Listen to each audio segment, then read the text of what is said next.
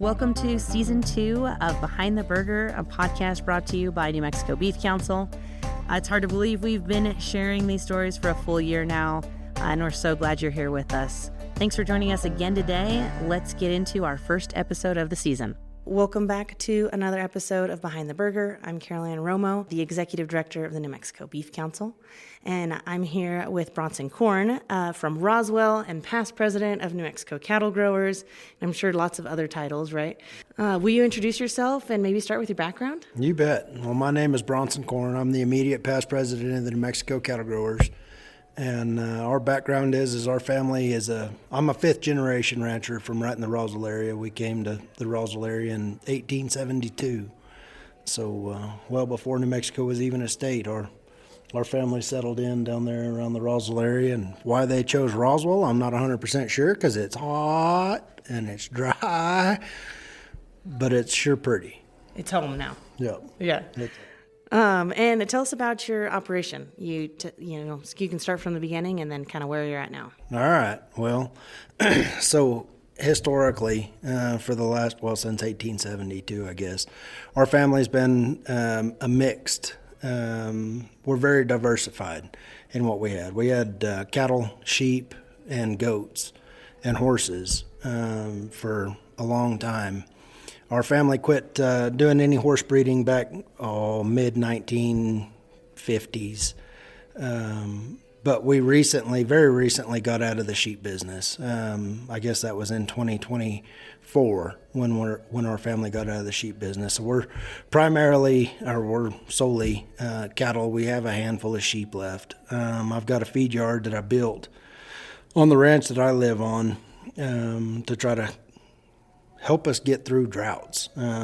It's not a traditional feed yard where in the sense where I finish out cattle. I built it for cows is what I built that yard for, is to get us through a drought. That's the main reason. And then it opened up a lot of doors. And so I'm proud to say that we have a feed yard along with all of our ranch country as well.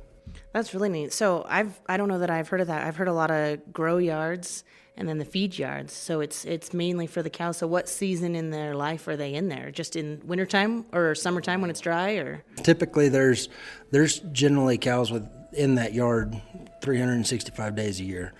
The yard that I built is 999 pair, so it keeps it out of the EPA's eyes.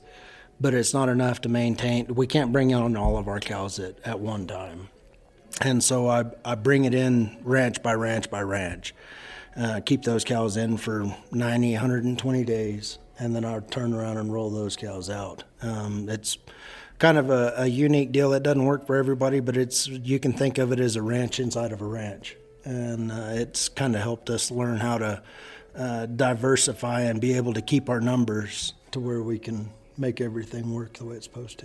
And less dependent on the natural grasses and that kind of stuff. So is there, by your location in Roswell, access to feed and stuff is? So we're pretty fortunate in the Roswell area because we've got, we had the most robust dairy industry in New Mexico was right around the Roswell area. There was 92,000 dairy cows within 45 miles of my headquarters.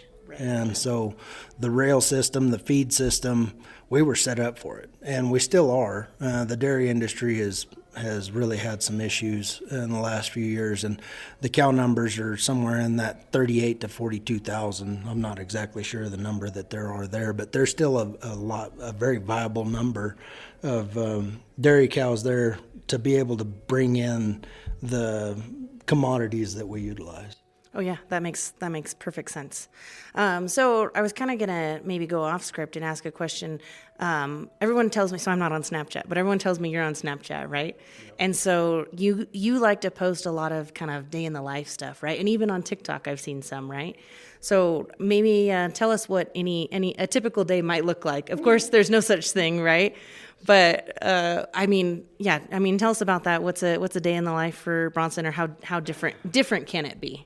Well, it's interesting. And my wife thinks of my Snapchat more as a rancher's therapy group, is more what it comes into.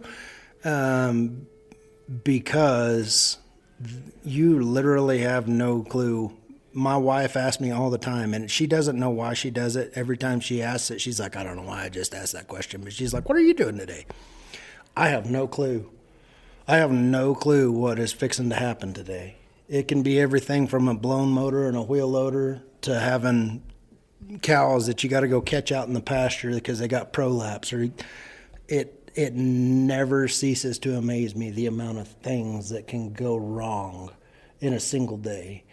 And I figured, if I'm having to go through all this misery, I might as well let some of my Snapchat friends and TikTok friends go along this misery with me.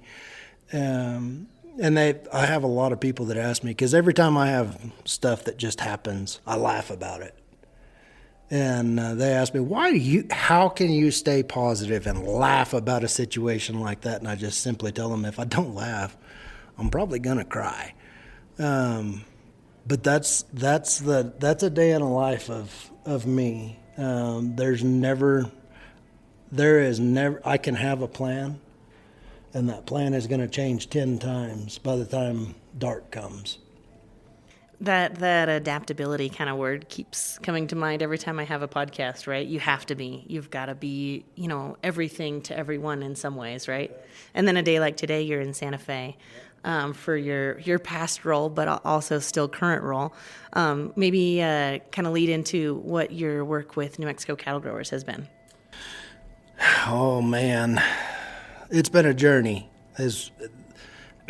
You can't explain it any more than it has been something that I never thought I would experience.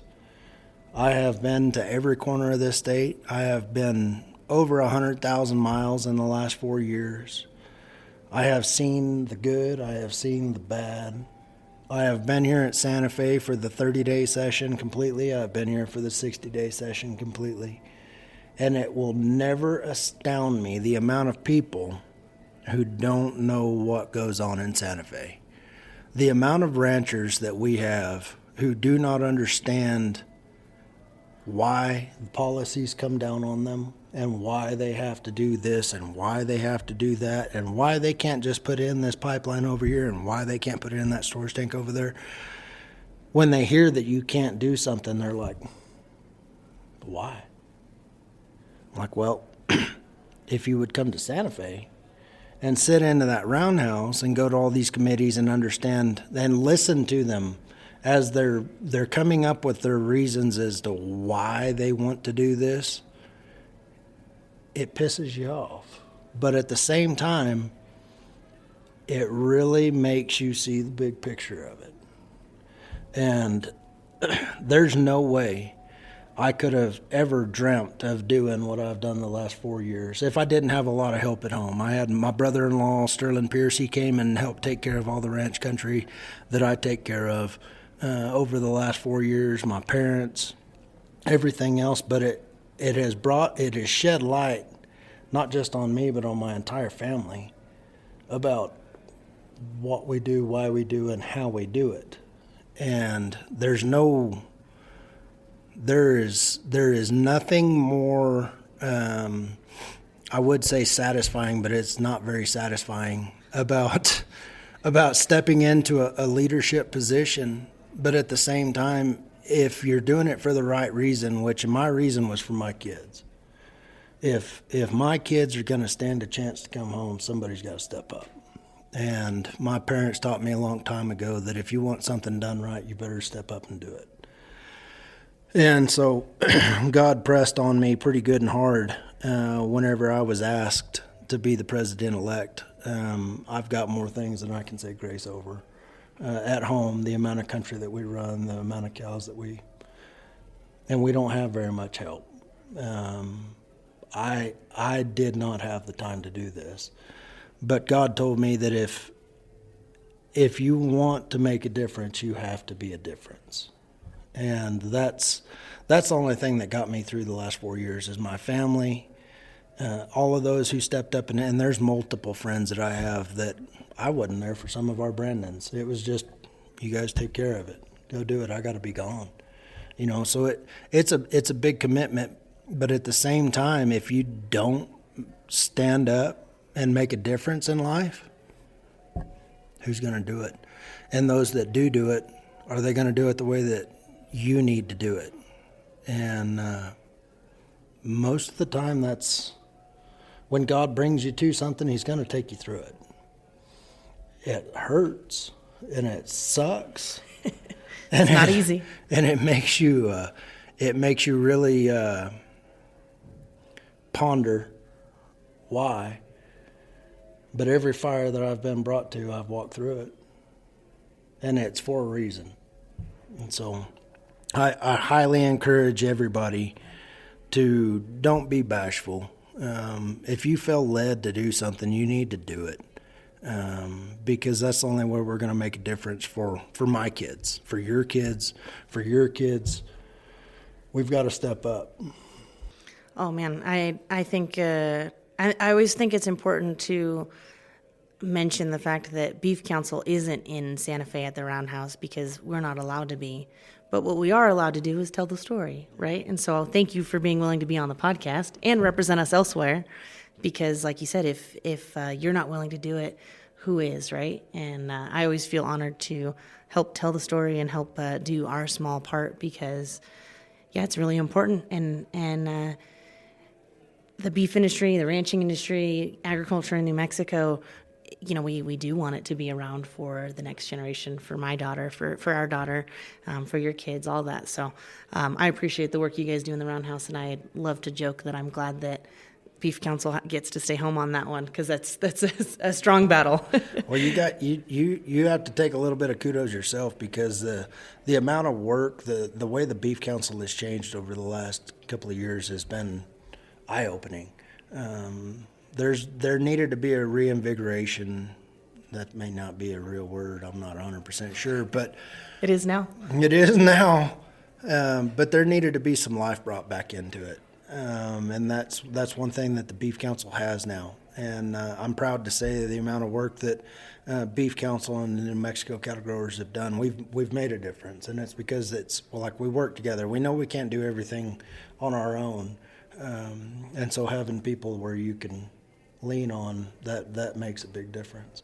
Absolutely. I'm grateful that we all come together and work together and continue a legacy of what is, beef in New Mexico, right? So that kind of almost leads us to a question. What do you think is the most rewarding part of being in the beef industry? The most rewarding part. When I wake up in the morning before daylight every day, and I walk outside and you see the sun pop over the horizon, and you see this is what God entrusted me to take care of. And this is what my kids are growing up in. And whenever I was a kid, we were broke. Gosh damn, broke. And my dad used us like we were day work. And we were used that way. And I think in a small part, I don't know that my parents would ever admit to this, but I think in a small part, they saw how hard life was, and they didn't want that for me. They didn't want that for my sisters. And so they used us like that. And we had great times, but we had a lot of not so great times. And whenever I expressed interest in coming back home, that there was a little bit of a light bulb moment. And I noticed that same light bulb moment here the other day. And I've tried to do things a little bit different with my kids than what I went through, and I don't know that I did them any favors or not. But both of my kids here the other day, we were having, gosh dang, just one of those days. It was just rough. And both of my kids, I have a 12-year-old girl and a 15-year-old boy, Garrett and Madison, and both of them were there like that. And at the end of it, I said, I didn't even call you guys out here to come help. Like, how'd you guys know that I was out here doing this stuff? And they said, well, we just we just knew that you needed help. And this is something that we want to do whenever we get older. And it was like one of those, oh, God. Okay. All right. So now that's the most rewarding thing. Not just for being in the ranching industry, but as a parent, that's why we do what we do.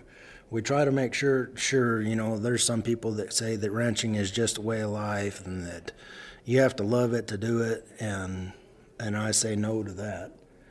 This is a business, and whenever your kids see the value of a business that they have sweat equity built into as well, that's the satisfying part. Oh, absolutely. The work ethic and the know-how that your kids are gaining by even just the character to show up when someone needs help. That obviously has to make you proud, right? It's a special way to grow up. What would you say? So if we talk about, you've talked about New Mexico's drought, we've talked about Roswell, but how do you think the New Mexico's climate and landscape shape the way you ranch? Stay with us. We'll be right back. This episode of Behind the Burger is brought to you by the New Mexico Beef Council. At NMBC, we're all about supporting New Mexico's ranchers and bringing the story of beef to life, from pasture to your plate. If you're enjoying these conversations, be sure to follow us on social media to keep the journey going. You'll find us on Instagram and TikTok at NMBeef and on Facebook at NM Beef Council. We're sharing ranch life, beef tips, recipes, and the people behind the plate. Come be part of the story.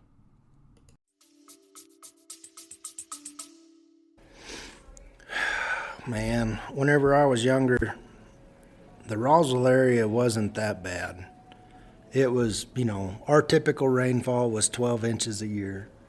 And typically it'd be in that 95 degrees during the summertime, not too bad.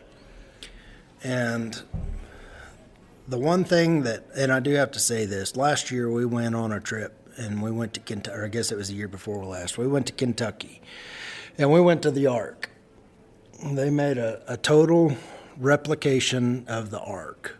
And going through that Ark, they had a biblically accurate timeline of weather in the world. And on that cycle, you can see it all the way back to even whenever Christ was walking the earth. You can see the weather patterns. They tracked it all the way back through that time frame. And so we're on a cyclical pattern, period. I don't care that I don't believe in climate change. I believe in a cyclical pattern. And God made the earth to follow a cyclical pattern. And whenever I was a kid, my grandpa Bronson would say that we're in a 50-year cycle. And I'll be darned if we didn't get there to the Ark, and it is a 50-year cycle. So whenever I was a kid, we would have 10 inches, 12 inches a year. And in the Roswell area, if you get 10 to 12 inches of rain a year in the right time of year, it's more productive than the Flint Hills of Kansas. It is phenomenal. But over the last few years, we haven't had that. And 2010 was the best year I'd ever seen in my life. We had 24 inches of rain. And in 2011, 12, 13, and 14, we had 5 total inches of rain. And in 2014, there was, I want to say it was like 92 consecutive days of over 100 degrees. And at that time, I didn't know what to do. And like a lot of family ranches, we were faced with the decision of, do you sell off all of your livestock or do you bear down and figure something out? And for those people who have been born into a family that has country but never has anything paid off, you can't sell your livestock. Because you have to make payments. You have to make payments on your land. You have to make payments on your cow note. And at that time, if we were to sell everything and bred cows and Bred cows in 2011, 2012 weren't bringing $750 for good young cows. And we were faced with the decision of, if we sell everything out, then what? And I just got out of TCU in 2006, 2007, and thought I was the smartest individual alive, and then 2011 rolls around and I figured out I'm the dumbest sunbuck alive. And we had to figure out how to make it work. And so we leased an old feed yard. The Diamond A Cattle Company had a feed yard there in Roswell, and I leased that yard, and we brought all of our ranch cows from all of the ranches into town and stuck them in there. And we were basically to the point where we were just trying to put condition on them to turn them, to try to get rid of them, because they got in real bad shape real quick. And whenever life throws a punch at you like that, there's not enough feed on a ranch that you can put out to make your cows do well. And that's why we decided we would move them all to town. And I can't tell you the amount of people who told me we were dumb. Like ranch families who were like, y'all are dumb. This is dumb. Y'all are you're fixing to bury yourselves. I said, no, we're gonna figure out how to do this because we have to. If we don't, then I guess I'm gonna go pick up a trade job doing plumbing and somewhere else. I don't know. But the good Lord told us there's a way, and it's gonna suck, and we did it. And we came out of that yard in 2015, and during that entire time, we doubled our cow herd because I was picking up all these 650, 753, and 4-year-old bred cows that people were just selling to cabinets to cut their heads off because they had no place to go with them. And we doubled our cow herd in the middle of the worst drought in history. Wow. And at that time, we had plenty of country to be able to run stuff on if we had the rain. 2015, we finally had a little bit of shot of it. You know, we had 6 inches of rain in July and August of 2015, and that country sparked up. And so we took all of the cows out of the yard, but we dry lotted quite a bit of stuff just to be able to kind of let some of that country heal up a little bit. And it wasn't shortly after that we decided that we were going to build our own. And we built it at the ranch that I live on.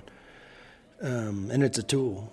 And if it wasn't for going through the fire of what we went through, I wouldn't have stuck my neck out to spend $1 million+ on just feed a year for our ranch cows.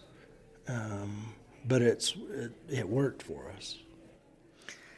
Yeah, extreme circumstances leads to some innovation, right, and some changes. So that's where now you guys have the feed yard for your cows. Yeah, what an interesting struggle that has led to hopefully a success or a learning. Can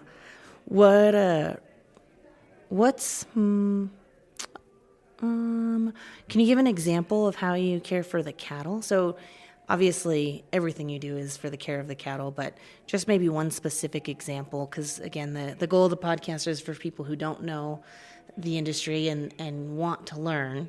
So what's maybe it's something unique that you guys do, but just an example or another example. So one of the main things that we do that most operations aren't able to do, and it still revolves a little bit around that feed yard.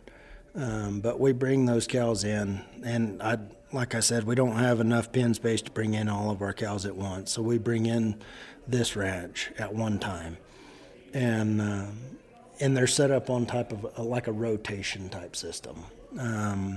We don't.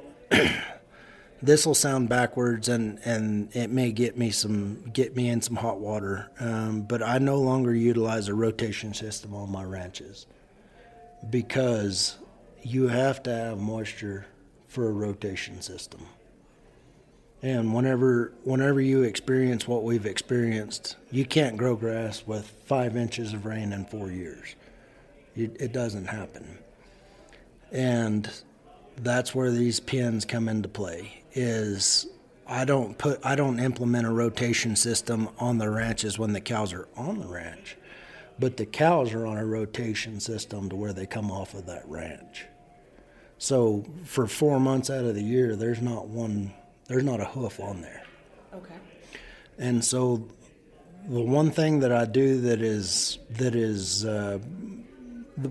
one of the ranches that I have a rotation on is right in the middle of their calving season, which starts here in the next 20 days for us. We calve a little bit later than most people in the Southeast. Most folks start around January.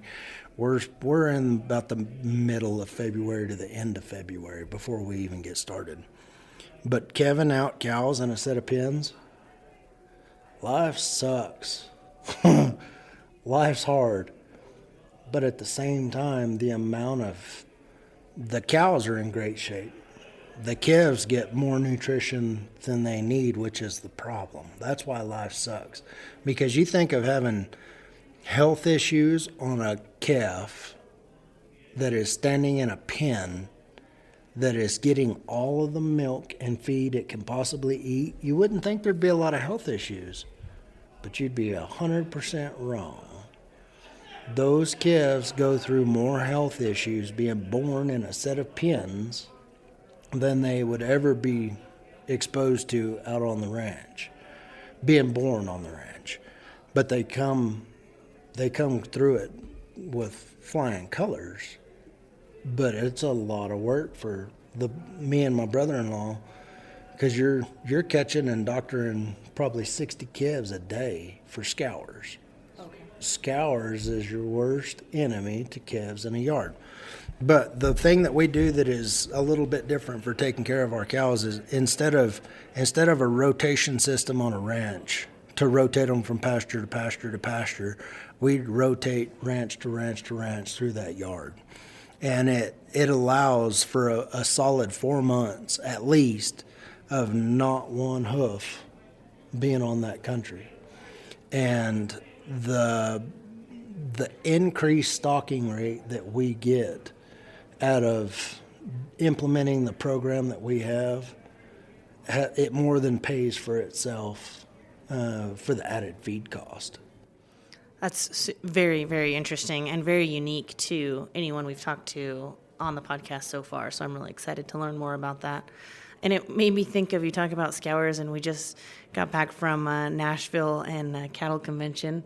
And if you've been to CattleCon, which I know a lot of our listeners are cattlemen and women, in the bathrooms, they always have the commercials for scours. And I always think that's just the funniest thing, the funniest, like, if you know, moment, right? Of if you go, they've got some medicine that is for doctoring scours, and they always try and play some radio ad in the bathroom, and they kind of go, psst. And like, are you dealing with scours? My daughter she's only 4, and she was in the bathroom last week, and she was like, Mom, what are they talking about? What's that picture on the wall? And I was like, well, we'll explain now, but you might not understand for a couple years. But it's quite a, funny experience if you've been to cattle convention. Okay, so we talked about the cattle. What do you think is something people don't realize about raising beef in New Mexico? Maybe something unique that you've enjoyed teaching people here in Santa Fe, or just in general. What's something people don't know? There's one thing that I've really been passionate about trying to make sure and get across. Whenever it revolves around federally allocated lands, people think that those ranchers that are out on these, what you could call public land, but it's federally allocated land, what people consider us is that we're just out there getting this land for nothing, and we're just out there raping the ground and just destroying stuff. And if you go out and look at a BLM allotment, if you go out and look at a state land lease, if you go out and look at a Forest Service allotment, those cattle are in good shape. The land, if there's not 5,000 elk running around, the land is in good shape. But people don't realize that we have to purchase that land. They do not understand that whenever you purchase a piece of property that has state land on it, that has BLM land on it, we buy that. At a significant price. It is not cheap. The last ranch that we bought is 60% private and 40% BLM, and I paid $8,000 an animal unit for land that I do not own.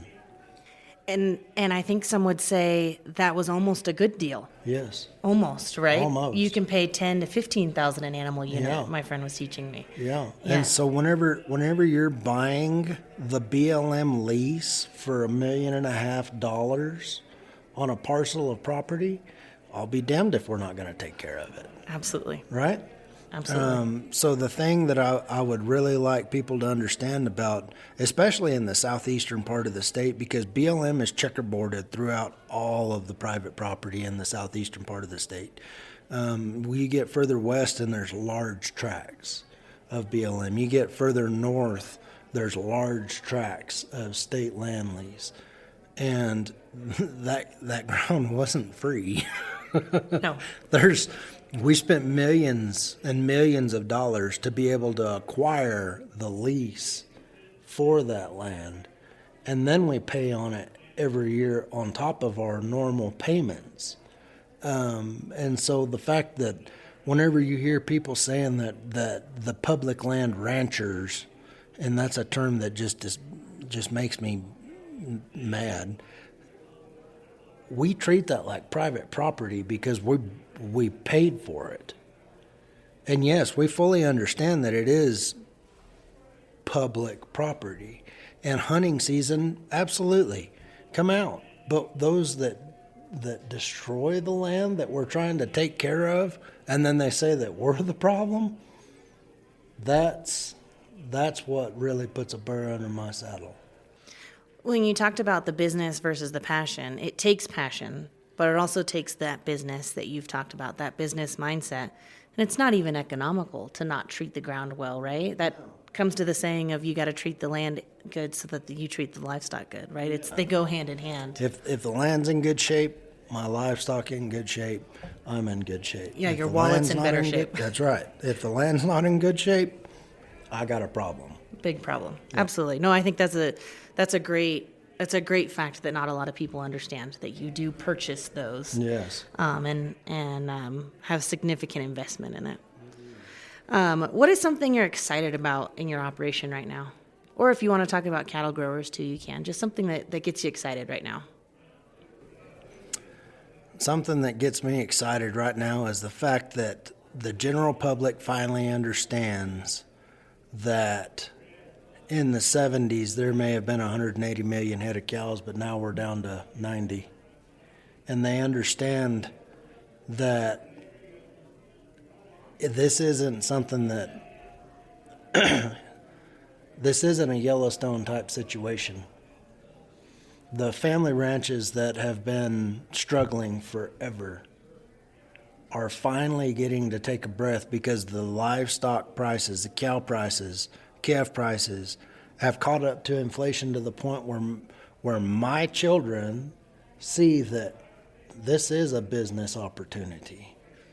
My kids went out and got a checking account and an operating line, and they are purchasing cattle off of an operating line because they understand that this is something that they can do. And unfortunately, since the 70s, there's millions and millions of acres and hundreds of thousands of family ranches that have gone out of business. And now people are starting to get reinvigorated. We're living in a time now that has not been experienced. We've come out of the worst drought in history. We've seen the best calf prices in 2015. We saw the best calf prices we'd ever seen.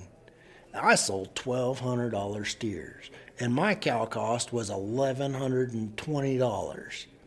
Holy mackerel. I made money in 2015, and then I'll be damned if it didn't turn around and go the other way. But there's an opportunity to make money in the low cattle market too. You just have to be smart about how you do it. And the part that invigorates me and makes me so happy is that people recognize, one, that agriculture is viable. Agriculture is an industry that you can raise a family in. The cow-calf operations that have been sucking air for the last 60 years are like, I can build 10 miles of fence this year that's needed to be built since the 60s. There is an opportunity that we've never had before. And people who are not involved in agriculture at all are like, those kids are saying that I've had multiple kids ask me, how do I do this? How do I make something? That's something that my dad has never even heard. So yes, we're living in a time right now where there is great prospects. And for us, the next generation, to be able to capitalize on that and finally, not just the American public, but the federal government understands, holy crap, we're in trouble. We have no beef in this country. We have no family ranches left in this country. We have no family farms left in this country. Because why would anybody want to do it? You work 16 hours a day and you pray to God to break even at the end of the year. And now there's kids that are coming up to me like, help me figure out how to do this. Like, this is something I want to do. That's what it's about. Oh, absolutely. Absolutely. I even personally have aspirations or inspirations from seeing it and seeing it and understanding that there's still hard work, there's still sacrifices and things that have to be made, but you can make the numbers work in some situations, right? Yes. Yeah. In the right situations. Yeah, it's not easy, and it's not free, and it's not cheap. Right. But if it's something that you want to do, and you said it right, you do have to have passion about it, but it is a business. And if you're passionate about it, you're going to make the business work.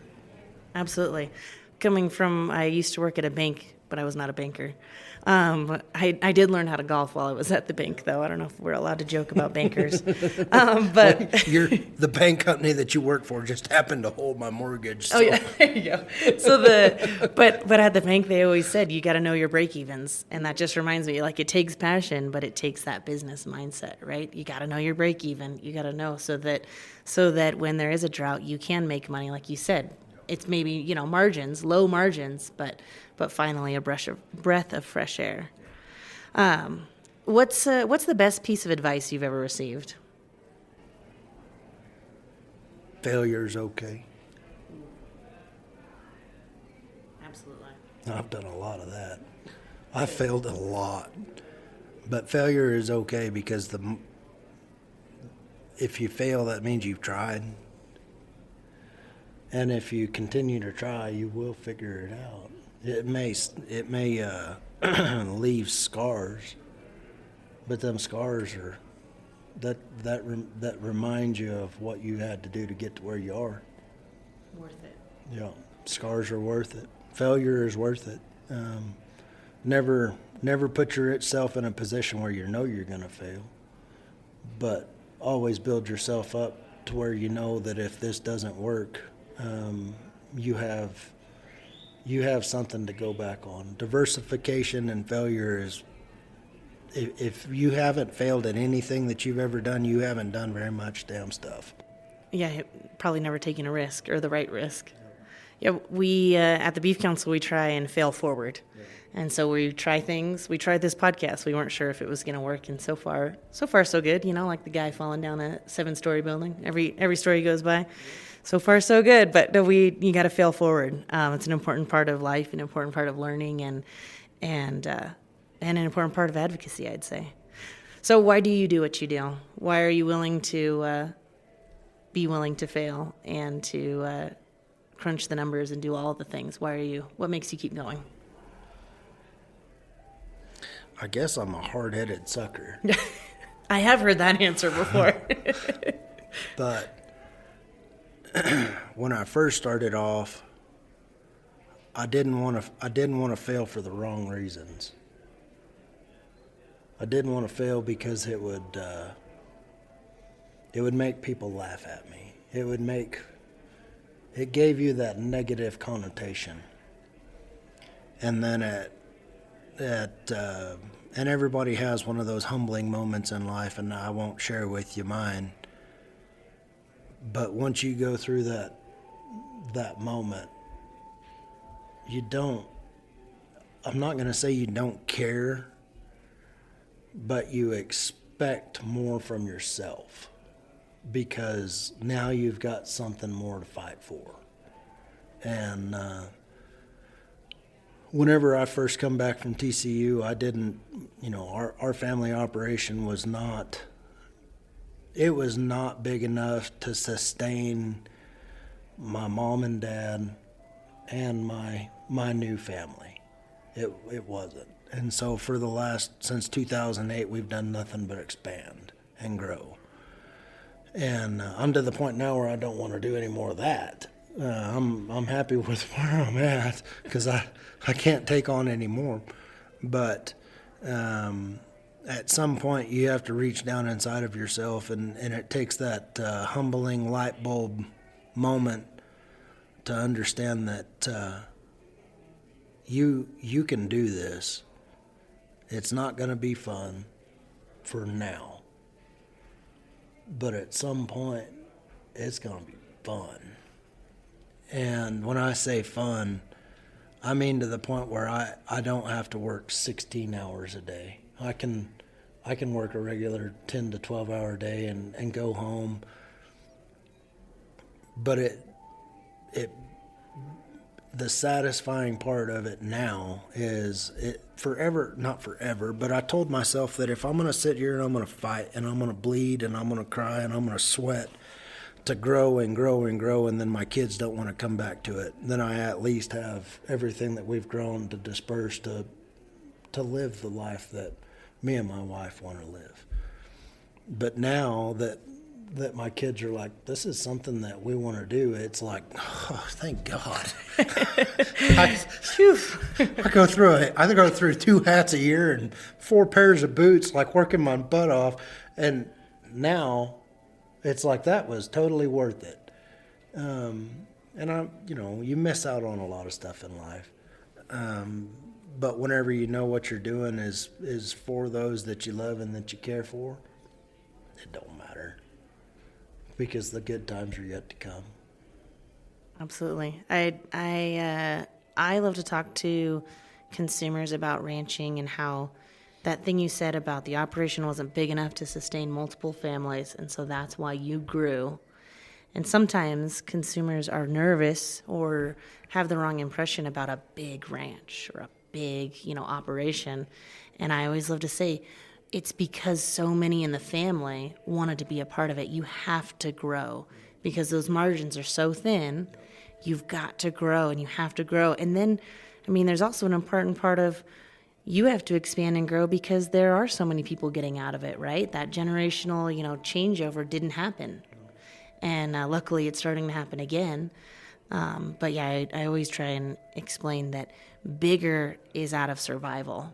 And that's how you guys get to be a multi-generation operation. And now your next generation, your kids are going to be able to take over because you saw that writing on the wall that you have to grow because it takes that. So for some of the folks that don't know how to, because we were faced with that same decision. And one of the greatest things that I learned from the TCU Ranch Management Program was, and the teacher walked in and he stood there and he went like this. He said, you got to take off the blinders.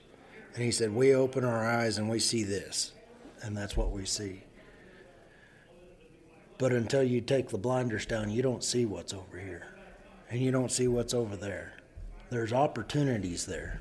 And they may not be the opportunities that you want.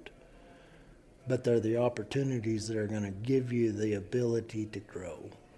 That are available. Yeah. They're available. There are so many places that young people can step into.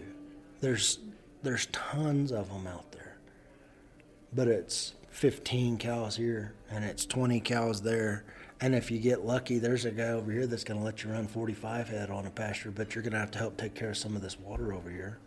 Like, there's so many opportunities, but the youth have not been pressed to figure out, how am I going to do this?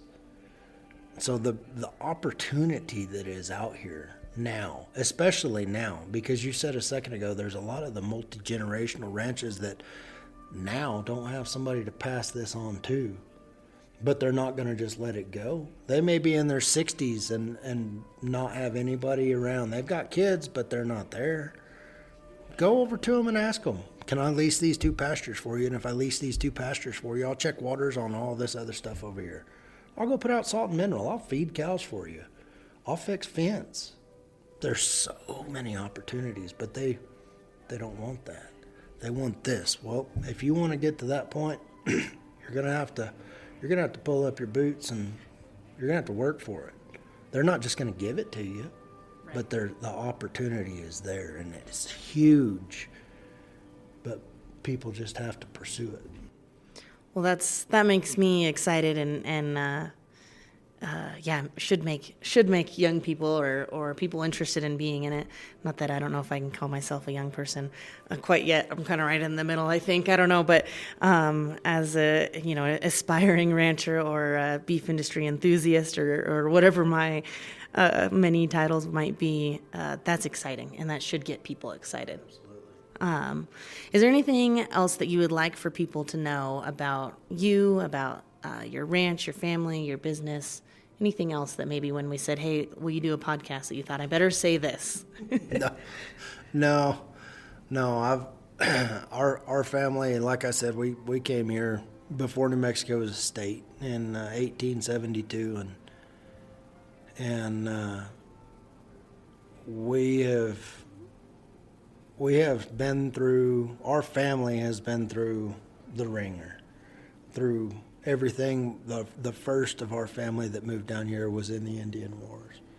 And there's a lot of them. When my great-great-grandpa showed up, he had 21 kids.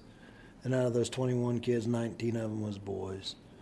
And they spread out all around Roswell and just went to putting down roots. And back then, there was, John Chisholm, he helped them out a lot. John Chisholm took a liking to my great-great-grandpa. His name was Martin Van Buren Corn. And he saw, because where they came from was in Kerrville, Texas. And so they brought a totally different, you could say, vibe. If anybody knows the Corn family, we're a little bit stubborn, we're a little bit hard-headed, and we're a little bit crazy. But I guess that's why he liked them. And I guess the point of that is if you go somewhere new, don't be afraid. There's always opportunity. There's always somebody who's going to be out there to step up and help. And you do have to help yourself. Getting involved is probably the biggest thing. I've learned more over the last probably 8 years of being involved with my community, being involved with the New Mexico cattle growers, being involved with the American sheep industry, being involved with the Public Land Council, going to D.C. I have learned more by taking off my blinders and getting out of my comfort zone than I ever would have dreamt. And I was actually talking to one of my cousins on the phone this morning, and he said, out of every person I knew, you're the last person that I ever would have thought would have gotten political. And I did not disagree with him for a half a second, because that's anybody who knows me knows I guess used to know me. I have pretty short temper, and my hands and fists look a little different now than they used to. But whenever you find something that you're passionate about, I don't care if you want to be a dog catcher. If you're passionate about it, go do it. you're going to fail at some point. And if you only fail once, you haven't done a whole damn bunch. But don't be afraid. Just step out there and go do it. At some point, you're going to look back and be proud of yourself and proud of what you've accomplished. And I'm proud of my family for sticking through everything that I've gone through in the last more years than I probably needed to. But I'm proud that I did it because I did it for what I consider the right reasons. I did it for my family. I did it for my kids. And I did it so that this next generation has that ability to not have to do everything that we've had to do. So that's the important part of getting involved. I don't care if it's on the school board, county commission, your state organizations, your local organizations. Getting involved keeps you in touch with what's going on. And if you're not in touch with what's going on, this is no longer there was a saying that was told to me that the biggest detriment, the biggest failure that agriculture's ever had was tradition. And it's true. Just because your daddy did it and your granddaddy did it doesn't mean that it's the right way. And you want to talk about starting some fights. That'll start one real quick and in a hurry. But until you can show, look, there's another way to do this, then you're going to fall right into that same path of tradition. There's a lot of tradition that needs to stay. And I do a lot of things that are still very traditional. We're still very much horseback country. We're still very much, we still handle our cattle the way that we did 100 years ago. But the way that we operate, that's not. There's technology that's out there now that is very beneficial. Just because your dad and your granddad did it doesn't mean that that's the best and the only way to do it. That's if I had something to tell to a young cowboy or young cowgirl that are wanting to step out there and do something, it's take the blinders off, and just because granddad and dad did it, that doesn't mean that's the only way to do it. Again, excellent advice, and that would probably have helped maybe in all the succession planning conversations that were slow to happen in agriculture, right? They happen when somebody's 80 instead of 60, or however sooner it might have happened or it might have should have happened. But who am I to know? The last question, because you do have somewhere to be, and I really appreciate your time, and I'm grateful for you being willing to sit down and do this podcast. So my last question, my favorite question, I'm not going to ask your ultimate favorite, but you can say that too. But I just wanted to get your current favorite way to eat beef, or even a go-to recipe if you have one. Man. One of my favorite ways to eat it is the New Mexico style of beef Wellington. Okay. You take a good little fillet, you take a good chunk of sirloin, and you wrap it in a tortilla, and you deep fry it. Oh my gosh, And I have then not you had that. Cover it in green chili or red chili or Christmas. Doesn't matter, but oof. That sounds delicious. Yeah. That sounds like a recipe we should put on the website. It's pretty fabulous. Yeah, it doesn't sound too complicated. Oh, it's super simple. Oh, I love that. Well, cool. Well, delicious inspiration, and now you get to head to dinner. Well, thank you again. I would say thank you for being on the podcast. Thank you for being willing to be vulnerable and tell your story. That's an important part of our industry and an important thing for us. And then also thank you for the work you do to help feed the world, to care for the land and livestock. I have the utmost respect and gratitude for what you do every day. And thank you again. Yes, ma'am. Thank you. Thank you very much for sharing the story, because the story is something that has to be told, and that's something that I do want to make sure that I pointed out. But we are the most piss poor people at telling our story. And it's such a good story to tell. I know. That's the thing about ranchers, about people of agriculture, is we're humble people. and we don't like to talk about ourselves. I've kind of gotten, unfortunately, conditioned to it, and I make fun of myself all the time. I'm the dumbest person I know.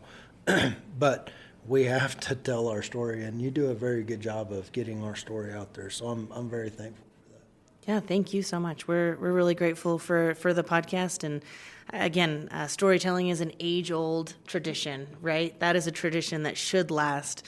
And we're just excited to utilize the podcast format. And anytime we can get a rancher roped into it, quite literally sometimes, I'm ever grateful. So Yeah. I think we've been trying to do this podcast for like a year. Yeah. I know, and I should have came to Roswell. That's my fault. So, but thank you again, and thank you guys for listening to another episode. Thank you. Behind the Burger is produced by the New Mexico Beef Council to celebrate the people and stories behind New Mexico beef. Thanks for listening. Follow the show so you never miss an episode, and connect with us on social media for more behind-the-scenes stories and updates. You can find us on Instagram, TikTok, and YouTube at NM Beef, and on Facebook at NM Beef Council. We'll see you next time, and until then, beef, it's what's for dinner.